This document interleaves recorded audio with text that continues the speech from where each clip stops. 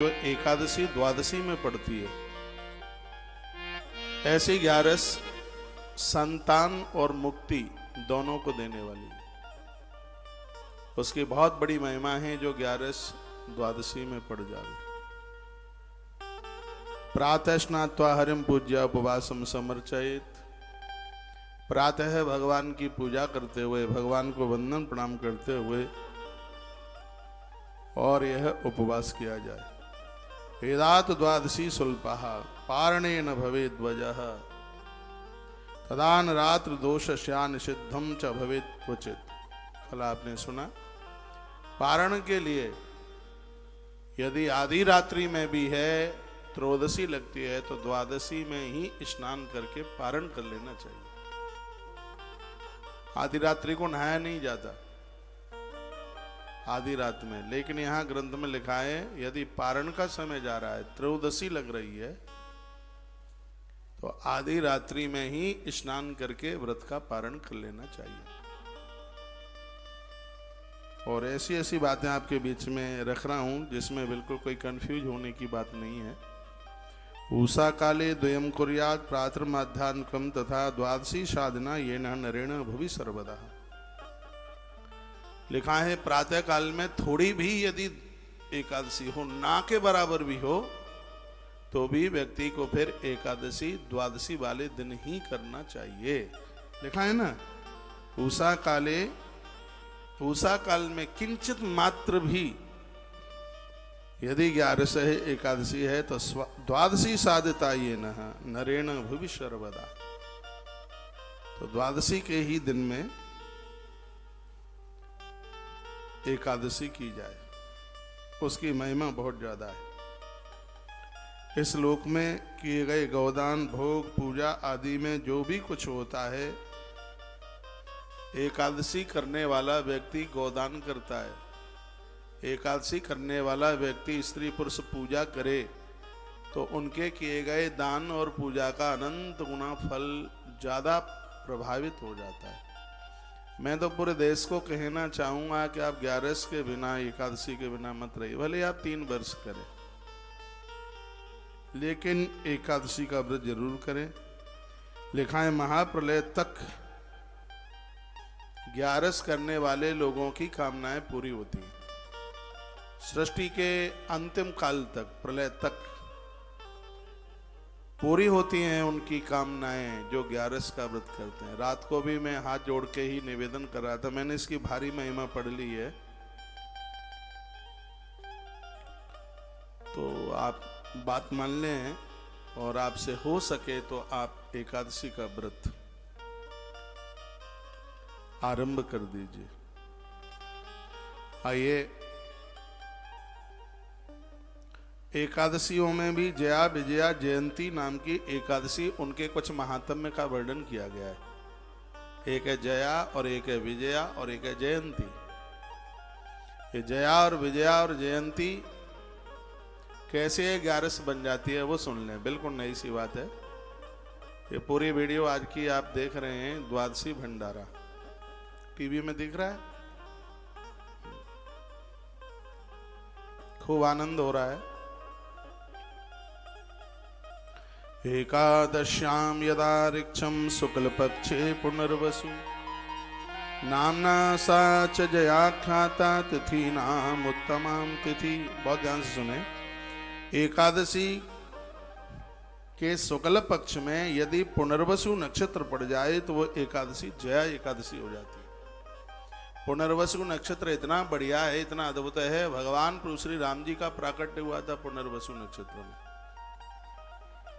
और यदि एकादशी के शुक्ल पक्ष में 11 के दिन ये नक्षत्र पड़ जाए जिसका नाम है शुक्ल पक्ष, तो नामना साच जयाख्याता तिथि ना उत्तमाम तिथि, तो वह एकादशी अपने आप में बड़ी उत्तम हो जाती है। जब ये कुछ बातें ऐसी हैं आप लिख लिया करें। और मैं 28 साल से बोलता हुआ आपको आ रहा हूं कि हमारी कथा सुने तो आप बिना कागज और बिना कलम लिए ना बैठें।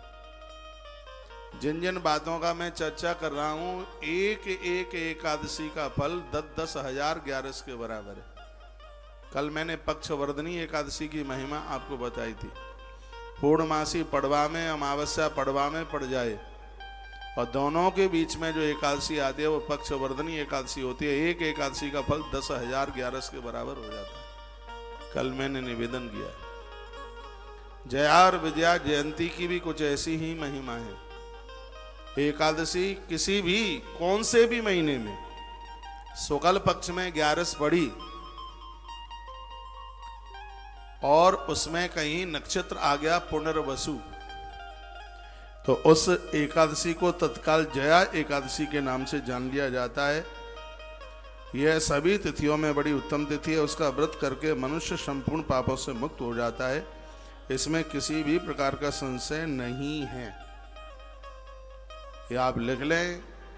शुक्ल पक्ष की एकादशी के दिन यदि पुनर्वसु नक्षत्र पड़ जावे तो विजयास समाख्याता तिथि नाम उत्तमाम तिथि, तो ऐसी एकादशियों का फल निर्जला एकादशी के बराबर हो जाता है।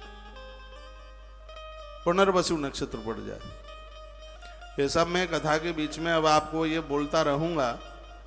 पुनर्वसु अलग है, पुख्य नक्षत्र अलग है। अभी पुख्य के बारे में भी आप सुनेंगे। एकादशी के दिन पुख्य नक्षत्र पड़ जाए तो उसकी क्या महिमा है। ये शुक्ल पक्ष, इतना ध्यान रखिए, शुक्ल पक्ष की बात कही जा रही है। एकादशी किसी भी महीने का शुक्ल पक्ष हो और उस दिन यदि पुनर्वसु नक्षत्र पड़ जाए तो तत्काल वह एकादशी विजया एकादशी के नाम से हो जाती है। तिथियों में तुम सहस्र गुणितम, इसमें लिखा 1000 गुना उस एकादशी का। एक एकादशी करने पर सीधे 1000 एकादशियों का पुण्य प्राप्त होता है। एक जीवन में तो आदमी कर नहीं सकता, लेकिन ये कुछ ऐसे योग बन जाते हैं जिनकी वजह से लोगों को इतने पुण्य की प्राप्ति हो जाती है। यदि शुक्ल पक्ष की एकादशी के दिन श्रवण नक्षत्र पड़ जाए, बड़ा अच्छा नक्षत्र है श्रवण, यदि शुक्ल पक्ष की एकादशी के दिन श्रवण नक्षत्र पड़ जाए तो उस एकादशी को, पहली वाली को जया और इसको विजया के नाम से जानते हैं।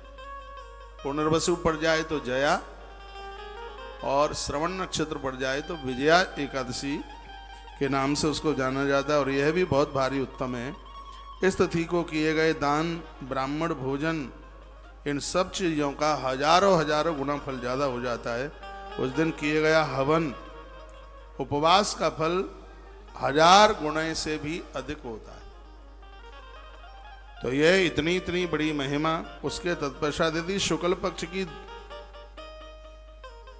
इस तिथि में यदि रोहिणी नक्षत्र पड़ जाए, शुक्ल पक्ष की एकादशी हो और उसमें नक्षत्र पड़ जाए रोहिणी, जिस नक्षत्र में भगवान श्री कृष्ण आए थे उसको रोहिणी नक्षत्र कहते हैं, तो इस एकादशी का नाम हो जाता है जयंती। और यह 7 जन्मों के किए गए पापों का हरण करने वाली हो जाती है।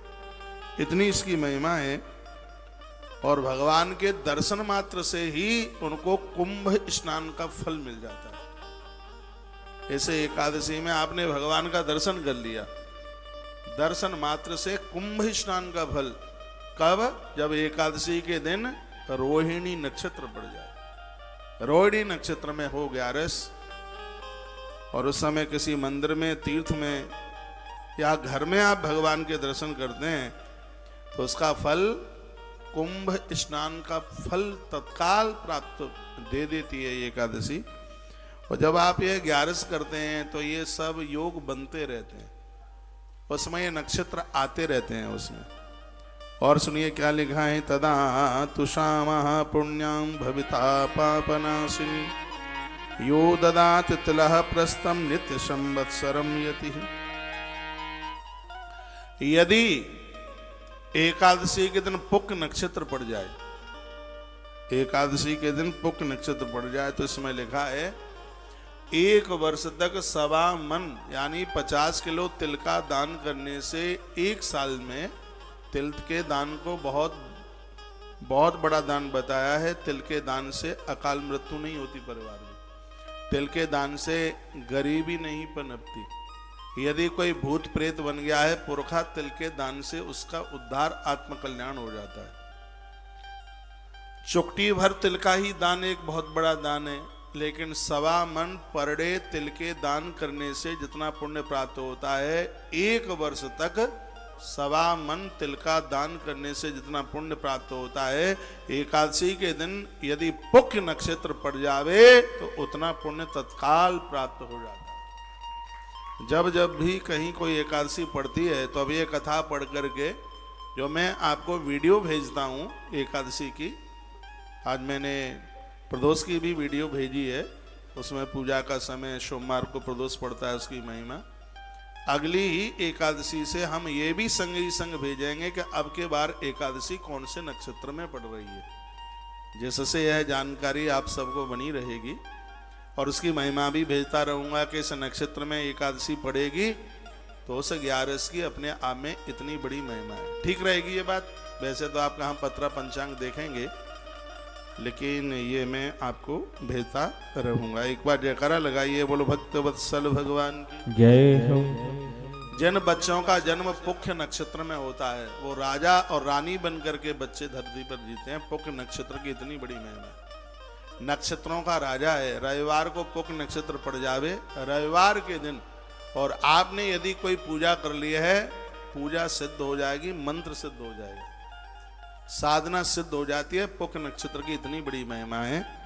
तो यहाँ पुख्य नक्षत्र की बात कही जा रही है। यो ददात प्रस्तम नित संवत्सरम प्रति, पूरे साल भर 1.25 मन तिल पर डे दान करने से जितना फल प्राप्त होता है, एकादशी के दिन यदि पुख्य नक्षत्र पड़ गया और आपने उस दिन व्रत कर लिया तो इतने बड़े फल की प्राप्ति हो जाएगी। इतने बड़े फल की प्राप्ति। ऐसा बताया जाता है कि तिल में जितने दाने हैं और आप उसका दान करते हैं, तिल में जितने दाने हैं उतने वर्ष तक भगवान के चरणों में यह जीव आनंद प्राप्त करता है। तिल में जितने दाने, तिल की इतनी बड़ी महिमा। समुद्र के किनारे, नदी के किनारे बैठकर तिल के दान को करने की बहुत बड़ी महिमा है, महत्व है। इसलिए शायद आपको ध्यान हो, इस वर्ष मैंने समुद्र के किनारे आपसे तिल दान कराया था। इसी साल की शायद बात है, मुझे कुछ ध्यान सा है। हाँ, तो वो तिल सागर के किनारे पर बैठ करके तिल के दान की और श्वेत वस्त्रों की, ये सब लिखा है, वर्णन है।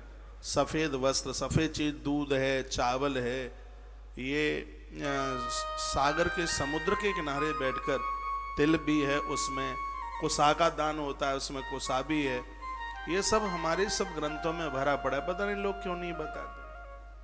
देखो कितनी सुंदर बात कही है। तदात सा पुण्याम भविता पापनाशिनी, ये एकादशी इतने अपराधों को समाप्त करने वाली हो जाती। यो ददात तला प्रस्थम नित संवत्सरम प्रति, 1 वर्ष तक 1.25 मन तिल का आप दान करके जो पुण्य कमाएंगे, सिर्फ उस एकादशी को जिस दिन पुख्य नक्षत्र पड़ गया है, 1 वर्ष के तिलदान का फल तत्काल प्राप्त हो जाता है। इतनी बड़ी महिमा इस एकादशी की। बस अभी तक तो हम यही समझते रहेंगे, एकादशी करते हैं, 26 एकादशियां आती हैं, ये कृष्ण पक्ष की है और ये शुक्ल पक्ष की, ऐसे एकादशी का नाम है, इसका ये नाम है। लेकिन हर एकादशी की महिमा नक्षत्र में, जब इस नक्षत्र में जो एकादशी जब पहुंच जाती है तो उसकी इतनी बड़ी महिमा हो जाती है। उन्मीलनी एकादशी की महिमा मैंने एक दिन आपको बताई है, पक्ष वर्धनी एकादशी की बात आपको करी है, और आज मैं आपको निवेदन कर रहा हूं, ये निवेदन कर रहा हूं कि एकादशी जब पुनर्वसु नक्षत्र में चली जाती है तो वह एकादशी जया एकादशी के नाम से मानी जाती है। और एकादशी के दिन श्रवण नक्षत्र चल करके आ जावे तो उस एकादशी को विजया एकादशी के नाम से जानते हैं। एकादशी के दिन रोहिणी नक्षत्र चल करके आ जाए तो उसको जयंती एकादशी के नाम से जानते हैं। एकादशी के दिन यदि पुख्य नक्षत्र आ जाए तो उसको सर्व कल्याणी एकादशी के नाम से जानते हैं। इतनी बड़ी महिमा 11। बात समझ में आ रही है? जयकारा लगाइए, बोल भक्त वत्सल भगवान की जय हो। श्री हनुमान जी महाराज की जय हो। और भी इसकी महिमा का वर्णन किया गया है। कहा है प्रदक्षताम प्रियाते वह तत्रानंद फलम स्मृत सगरेण। किस किसने ये किया था? सगर, जिसके नाम से समुद्र का नाम सागर हुआ है। सगर ने यह व्रत किया था पुष्य नक्षत्र में 11 पड़ी थी। ककुस्ते ना एक राजा ककुस्त हुए थे, जिनके बेटा हुए थे रेवत और उनकी बिटिया हुई थी रेवती। रेवती के दादाजी हुए थे ककुस्त, बलराम जी की पत्नी माता रेवती, उनके दादाजी हुए थे ककुत्स उनका नाम था। उन्होंने यह 11 की नहुसेन च साधिता, नहुस नाम के राजा ने इस एकादशी को किया। तस्या आराधिता कृष्णो दत्तवान अखिलम भुवि, बाचकान मान श्राद्धापि काय जाय विशेषता। मन वचन और कर्म से जो भी अपराध हुए हैं, एकादशी में यदि पुष्य नक्षत्र पड़ जावे तो तत्काल देर नहीं लगती, पापों को जलने में देर नहीं लगती। एकादशी सहस्रम फलम प्राप्नोति मानवः। अब और एक बात और सुन लीजिए, एकादशी के दिन जो भोर में जल्दी स्नान कर लेता है उसको 1000 बार गंगा नहाने का फल तत्काल प्राप्त हो जाता है।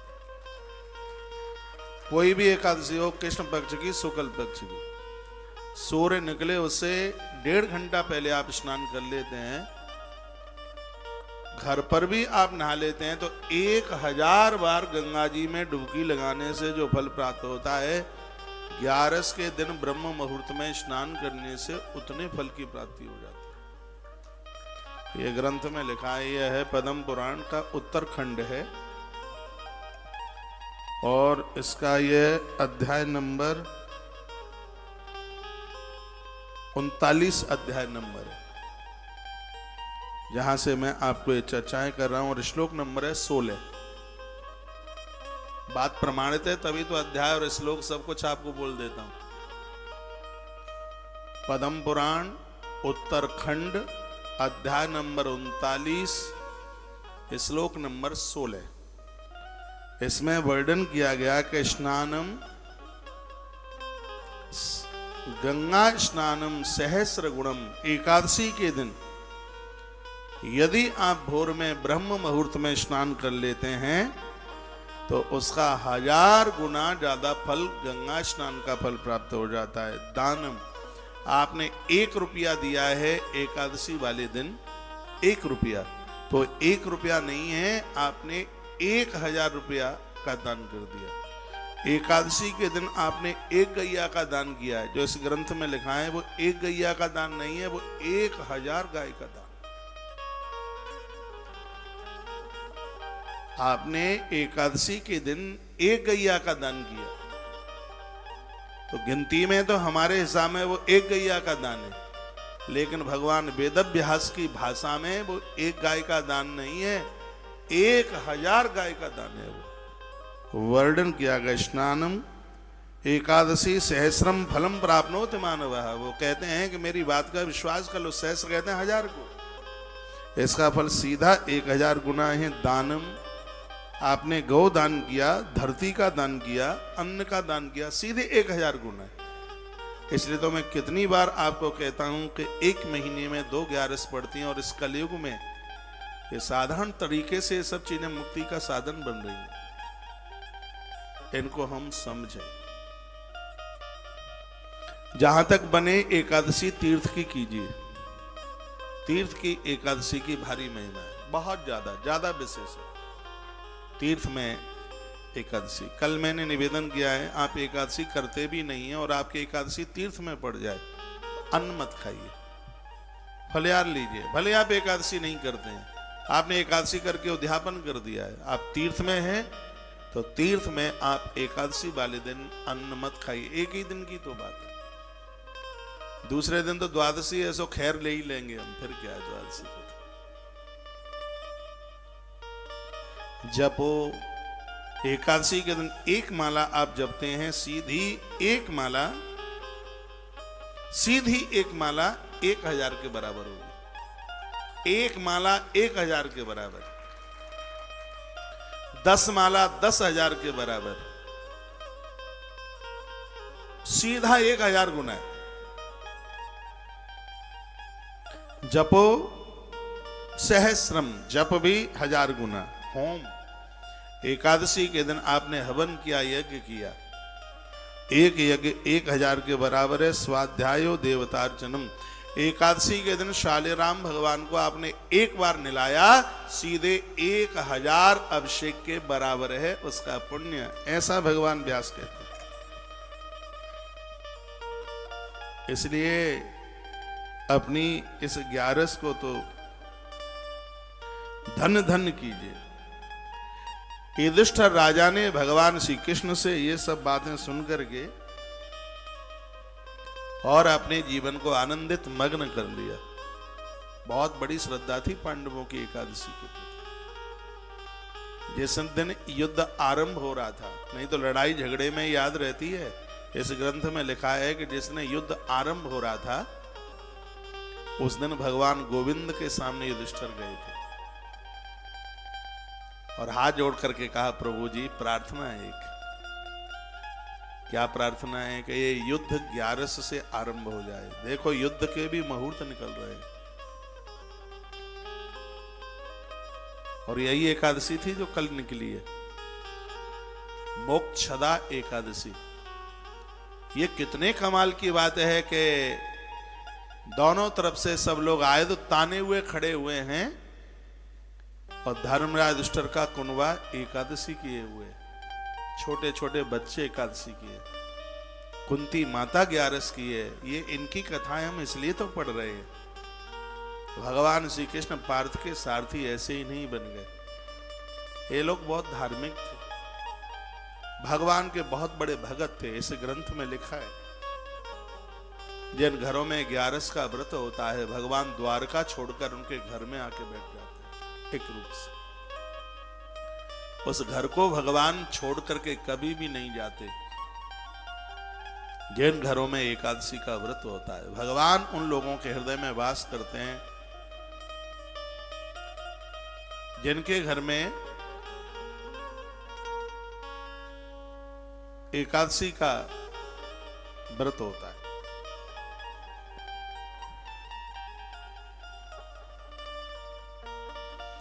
इसलिए 11 मन छोड़िए, बिल्कुल कभी भी मन छोड़िए। एकादशी सहस्रस्यं फलं प्राप्नोति मानवः, स्नानं दानं जपो होम स्वाध्यायो देवतार्चन। वर्णन किया गया है कि एकादशी के दिन जितना भी आप कोई सदकर्म करते हैं, सीधा का सीधा पूरा 1000 गुने के बराबर, पूरा 1000 गुना। सत्य यही है, आपने जप किया, दान किया, जो भी कुछ किया वो सीधा 1000 गुना। युधिष्ठिर ने कहा, हे प्रभु जनार्दन, आपने जो एकादशी की महिमा बताई है उससे मैं बड़ा आनंदित मग्न हो गया हूं। अब आप हमें ये बता दें कि एकादशी के व्रत में क्या क्या नियम है।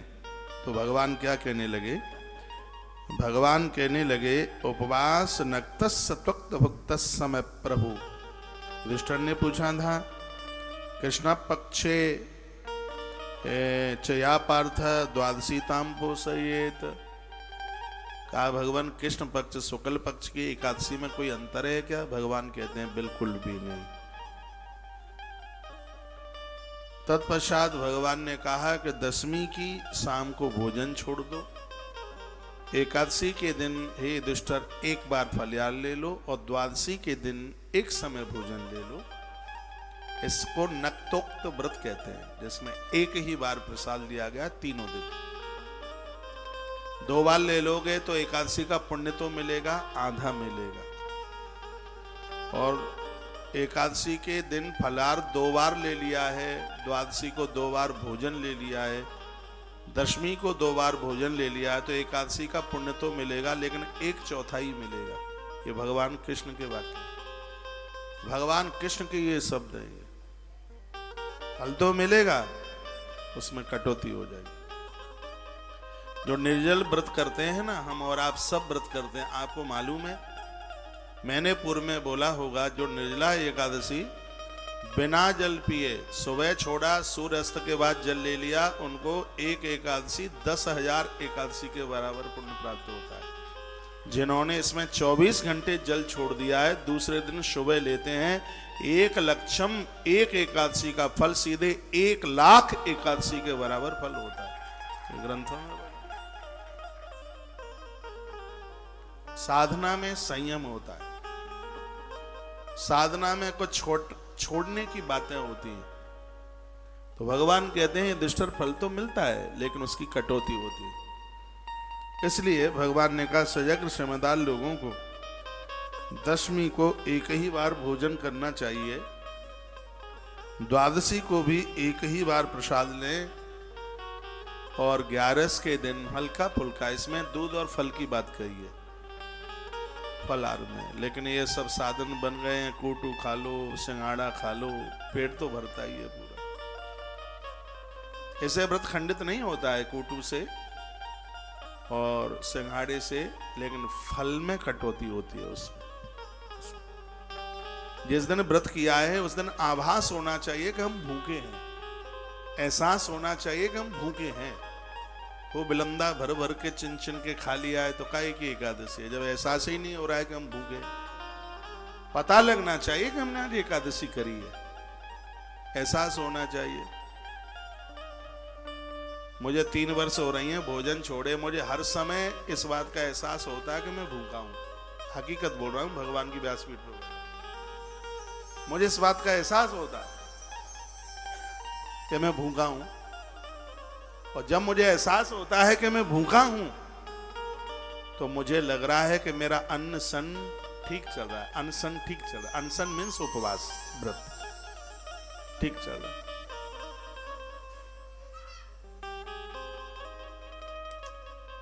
भगवान कहते हैं ततः प्रवाहात शमयी कृत्वा च नियमं व्रति मध्याह्ने च तथा पार्थ स्नानम शुचि समाचरे।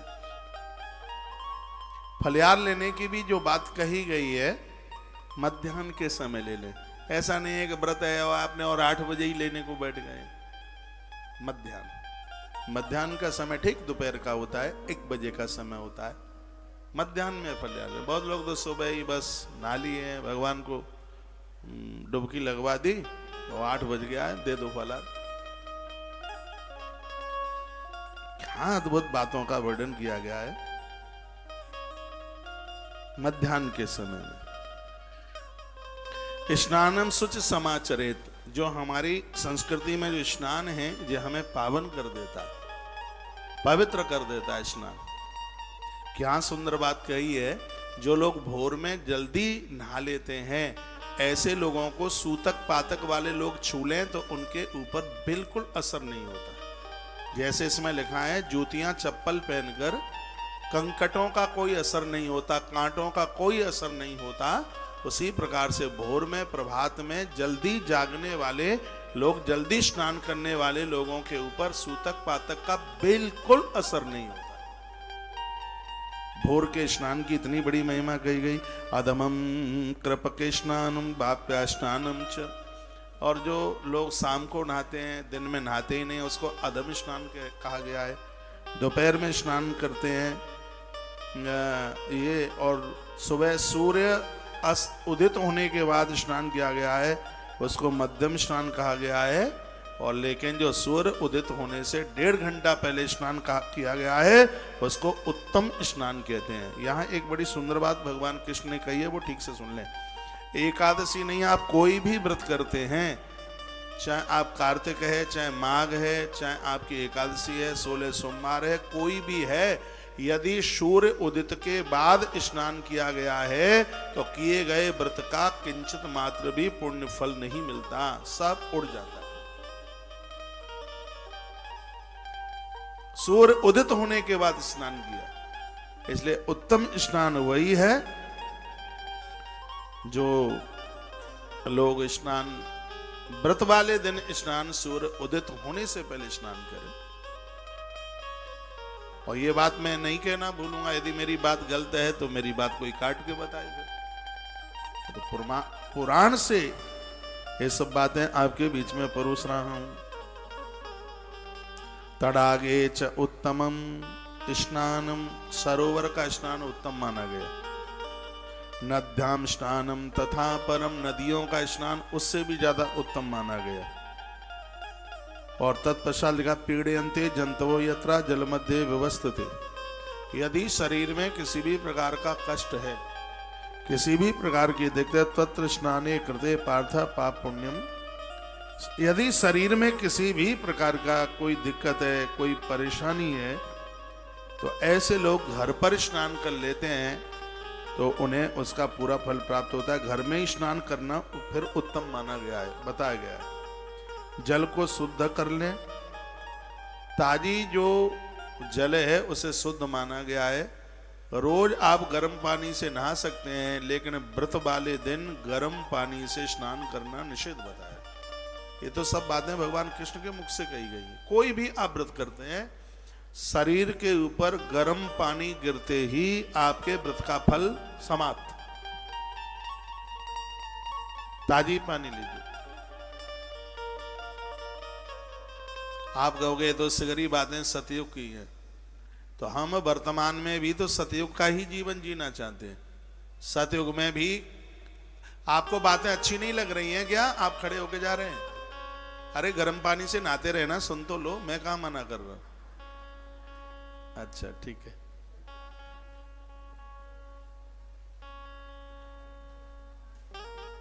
ठीक है माता जी, नीचे प्रसाद ले लेना, भोजन चल रहा होगा, ले लिए।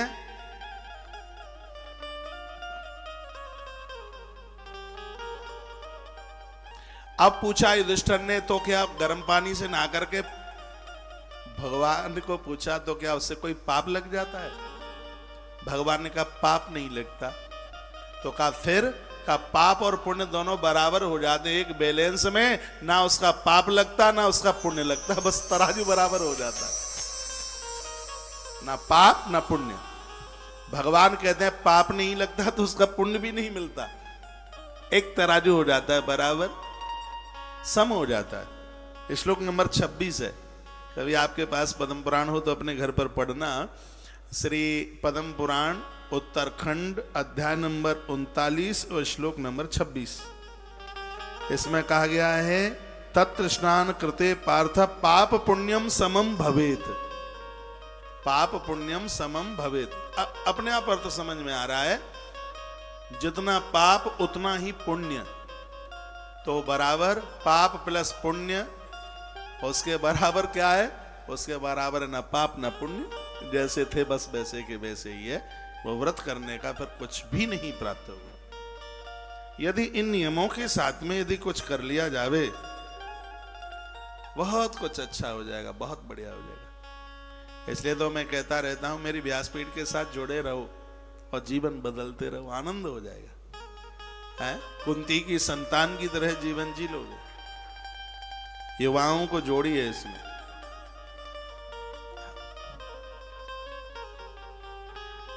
ब्लड प्रेशर बहुत ऊपर जाता है जूते चप्पल पहन के भोजन करने में, मेरी बात मान लेना।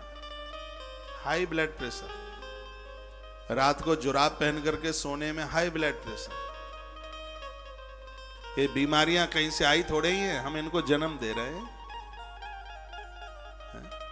बैल तू आ मुझे मार, वही बात हो रही है। और देखो पढ़े लिखे लोग बुद्धू बन रहे हैं, बात देखो। बीमारियां बुला रहे, आज आओ आओ आओ, तुम्हारी जरूरत है, आ जाओ। हम जैसे लोग बीमार क्यों नहीं होते? इसलिए नहीं होते क्योंकि जीवन जीने का ढंग समझ लिया।